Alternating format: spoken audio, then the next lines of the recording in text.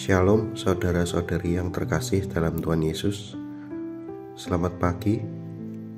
Hari yang baru telah Tuhan berikan kepada kita. Mari kita mulai hari ini bukan dengan kekhawatiran, tetapi dengan firman yang menuntun langkah kita. Bersama Tuhan ada kekuatan baru untuk menghadapi apapun yang akan datang. Mari kita berdoa sebelum memulai renungan hari ini.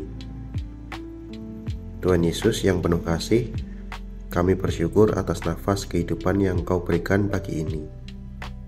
Saat kami membuka hati untuk merenungkan firman-Mu, biarlah Roh Kudus menerangi pikiran kami, agar kami tidak hanya mengerti, tetapi juga sanggup melakukannya. Dalam nama Yesus kami berdoa. Amin.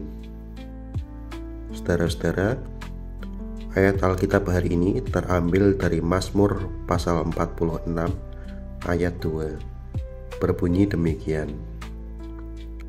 Allah itu bagi kita tempat perlindungan dan kekuatan.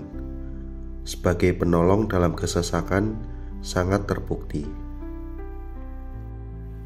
Ayat ini ditulis dalam konteks ketika bangsa Israel menghadapi kesulitan besar. Pemazmur tidak menyangkal bahwa badai hidup bisa datang kapan saja. Tapi dia memulai dengan satu pernyataan kunci. Allah itu tempat perlindungan, yang artinya di tengah guncangan hidup, Tuhan adalah tempat kita berlindung dan bersembunyi. Selanjutnya dikatakan bahwa Tuhan juga adalah kekuatan kita. Kita mungkin merasa lelah, putus asa, atau tidak punya daya untuk melanjutkan hidup. Tetapi kekuatan sejati tidak berasal dari dalam diri kita sendiri. Tuhan yang menopang dan memperkuat. Terakhir dikatakan bahwa Dia adalah penolong dalam kesesakan yang sangat terbukti. Ini bukan teori saja, ini pengalaman. Pemazmur dan umat Allah sudah sering melihat pertolongan Tuhan yang nyata dalam hidup mereka. Dan kita pun bisa mengalami hal yang sama. Seorang ibu rumah tangga bernama Bu Yani tinggal di pinggiran kota. Suaminya baru saja terkena PHK dan tabungan mereka mulai menipis. Di tengah tekanan, ia tetap berjualan gorengan kecil-kecilan di depan rumah.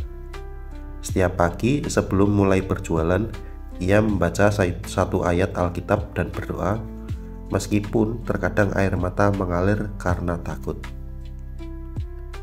Suatu hari seorang pelanggan bertanya, "Bu, kenapa ibu masih bisa tersenyum? Padahal katanya kondisi sekarang sedang sulit." Bu Yani menjawab dengan pelan, "Karena saya percaya Tuhan tidak tinggal diam. Dia selalu punya cara walau saya belum tahu bagaimana." Seminggu kemudian pelanggan itu menawarinya untuk mengisi kantin sekolah dengan gorengan buatannya. Dari situ perlahan keadaannya mulai berubah. Tuhan bekerja melalui jalan yang tidak disangka. Cerita Bu Yani mengingatkan kita bahwa ketenangan bukan berarti masalahnya yang hilang, tetapi hati yang percaya bahwa Tuhan sedang bekerja, bahkan saat kita belum melihat hasilnya. Ada 3 poin penting yang bisa kita pelajari dari renungan hari ini. Yang pertama, Tuhan adalah perlindungan kita yang aman. Saat badai datang, kita bisa berlindung padanya tanpa rasa takut.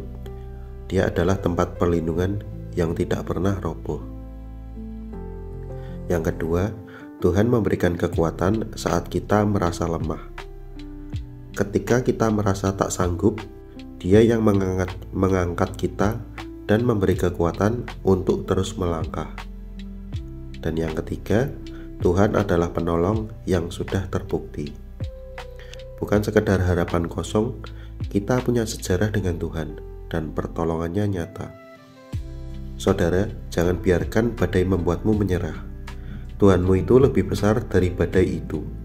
Jika hari ini terasa berat, datanglah kepadanya. Dia adalah perlindungan, kekuatan, dan penolongmu yang setia. Mari kita tutup renungan hari ini dengan berdoa.